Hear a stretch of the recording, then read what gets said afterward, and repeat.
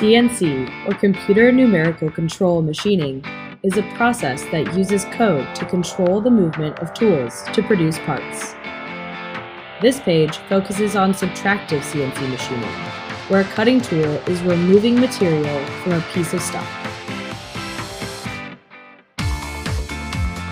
The code that drives CNC machines is often generated using computer software called Computer-Aided Manufacturing, or CAM.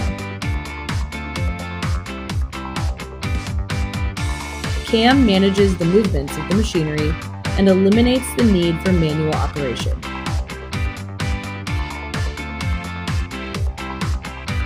CAM and CNC machining are often two sides of the same coin.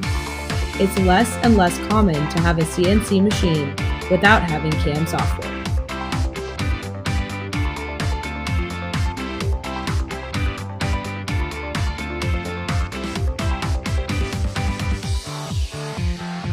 CNC machines can take many forms, from large machines with multi-axis heads, to more common 3-axis mills, to lathes, where the stock spins while the tool remains stationary.